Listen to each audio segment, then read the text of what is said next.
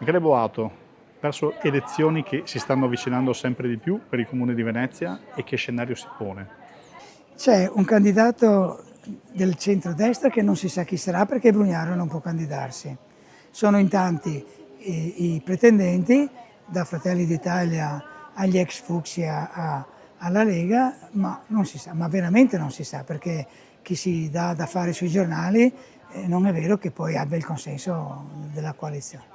La stessa cosa succede nel centro-sinistra, dei cosiddetti 11, che per me sono due però, è il PD e in più ci sono i Verdi Sinistra. Gli altri sono tutte sigle che quasi non esistono, i radicali dove sono a Venezia i radicali e i socialisti dove sono i socialisti a Venezia. E questi nomi, insomma, inutile che li facciamo. Sono questi due che anche loro, e poi ci sono i 5 Stelle, che anche loro hanno il problema che la loro consigliera non può più ricandidarsi perché per loro norma interna non può fare il terzo mandato e quindi hanno un problemino anche loro.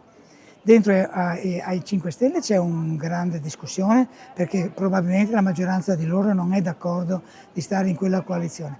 Però c'è un'altra coalizione che si è formata da qualche mese di liste civiche, sono due, adesso sono diventate tre.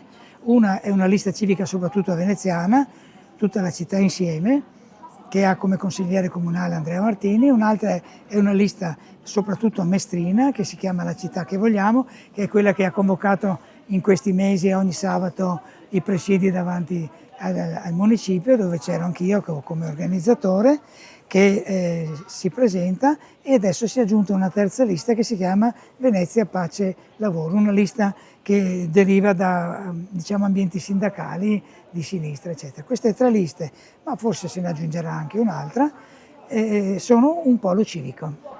Da questo punto di vista c'è più spazio per un ribaltone dopo 10 anni?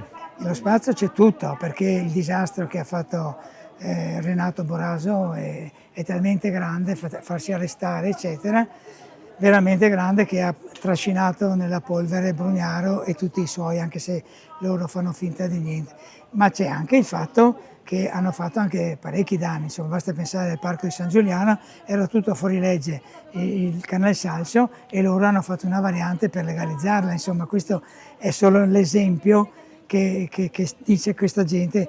Parlano del parco del Marzenego, ma invece poi danno 80.000 metri cubi da costruire in cambio di un pezzo di verde che era già tutelato. Per cui questa giunta non fa granché, qualche cosina del sociale, ma anche tagliano l'assistenza domestica, anche tagliano cose relative ai portatori di handicap, e quindi voglio dire non c'è più quel consenso che aveva Brugnaro quando è stato rieletto. Io credo che sia quasi scontato una vincita dell'alternativa, ma attenzione che l'alternativa non sia uguale a Brugnaro, perché Brugnaro ha mantenuto il piano regolatore di Cacciari. Tessera City l'aveva fatto Cacciari insieme a Caccia e Bettin e lui l'ha attuato e loro dicono che vogliono continuarlo, loro intendo il PD, per cui non è facile dire l'alternativa, perciò noi siamo fuori da questa roba, noi ambientalisti guardiamo queste cose, vediamo bene la nascita di liste civiche,